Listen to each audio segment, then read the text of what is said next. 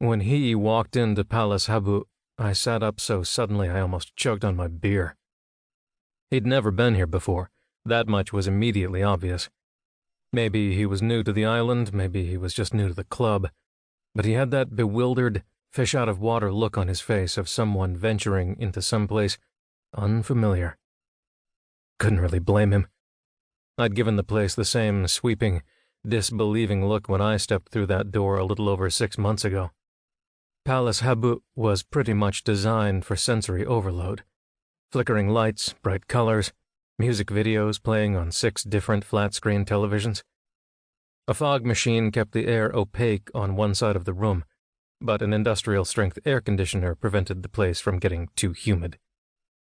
Whether or not it was deliberate, the gaudy, retina-searing sensory overload made it difficult for newcomers to make out those of us who were already in the bar, whereas a strategically placed spotlight made sure we all got a good, clear view of every man as he came through that door.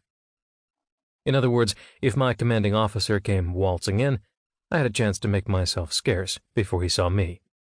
Which meant this new guy couldn't pick me out of the onslaught of flicker-shadow flicker.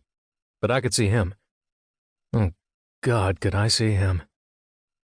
He was obviously military. Of course he was. The vast majority of Americans on this island were, but he wore it even in civvies. The high and tight haircut was neat, but his dark hair was grown out enough on top to suggest he knew how far he could push the regulations. Even as out of place as he was, he didn't give off much of a nervous vibe. He just looked like someone processing unfamiliar surroundings. He still had confident shoulders and fearless eyes, still carried himself like the kind of man who didn't get intimidated, but would look another man square in the eye even if he was intimidated. He was the perfect combination of squared away and arrogant. Not enough of the former to be uptight, just enough of the latter to be irresistibly attractive. He must have been a pilot. They always carried themselves like that, and pilots were, as a rule, hot as hell. I moistened my lips. God, please don't be meeting someone here. That wasn't likely.